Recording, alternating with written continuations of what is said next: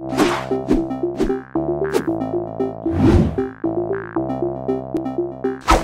folks, EJ here, and today what I have to show you is a few really simple and easy, but also very awesome versions of a cool contraption.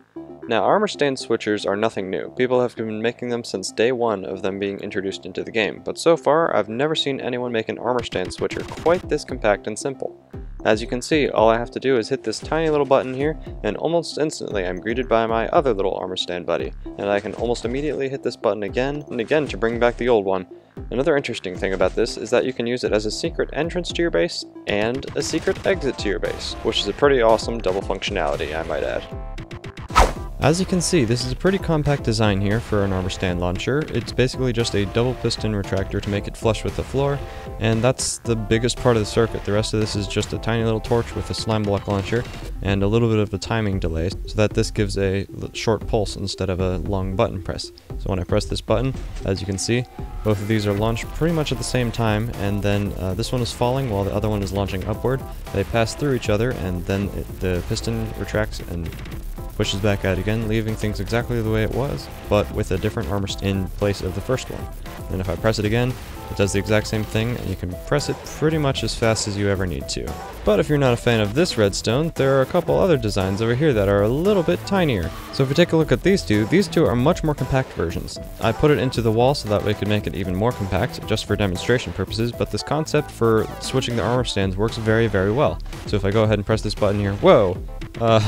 Hello there, I did not know you were there. Anyway, if we go ahead and press this button, you can see that a piston retracts from the wall, so we don't need to worry about any flush piston timings, which slow down the circuit and make it a little bit more complicated. And then basically all that happens is the slime block launcher is activated down there. Now the biggest reason that this circuit is actually big is because you need some space for the slime block launcher, just to make it so that this armor stand doesn't fly way up into the air, and it basically just lands exactly where it needs to. However, with this version over here, I made it about as small as it could possibly be, and it still works. As you can see, he flies up in the air a bit, but that's fine, and if you put a block above his head, he wouldn't fly as far. But actually the other armor stand is directly inside of this block, so it is the smallest possible version of it. It looks a little derpy when he's trying to get into the ground, but it is definitely very small, very compact, and very easy to use. And if we go ahead and take a look around the back here, you can see pretty much the entire mechanism consists of a decorational block here, piston, torch, 2 pieces of redstone dust, a sticky piston, and a slime block, and that is pretty much the entire mechanism. And I am very happy with this because it is super tiny, super compact, super easy to use. Now, of course, this only works with 2 armor stands, or does it? You can easily hook this up to any number of transporting piston mechanics or water streams, ice, whatever you want to do, and you can transport these armor stands along just to give it a wider range of armor stands to cycle through. Now, I have hooked this up in an example to something over here, so let me go ahead and show you that.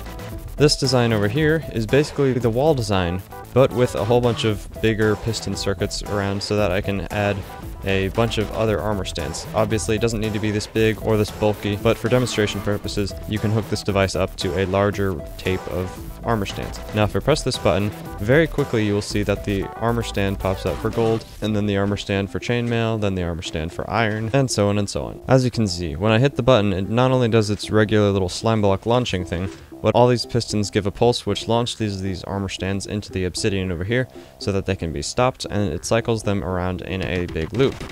Therefore, you can keep pretty much an infinite number of armor stands in whatever loop that you want, and it will be a very, very fast transition between switching these armor stands. So I think these are some really, really cool mechanisms. I know I probably will be using some of these in my base at some point because they are just so cool. And yeah, that's pretty much it. Feel free to use these, download the world, mess around with it for yourself. There will be a world download down in the description. Or if you just want to build it yourself without a tutorial or downloading the world, you can just take a look at this. This is super easy. I don't even need to explain it. Basically all this is a button on top of a block with a torch next to it, the sticky piston to retract the block that the armor stand is standing on, some redstone dust below here activated by the button so that it will come down here, activate the piston, and the slime block will launch this armor stand up into the air as this armor stand is falling downward. And that is pretty much it. All these other blocks here are just here for decoration, so these mechanisms are very, very small, very compact, very easy to fit into anywhere else. They're pretty useful, and they look super cool. So I hope you find these useful. That's all I have for today. Thank you very much for watching, and I will see you all later. Bye bye.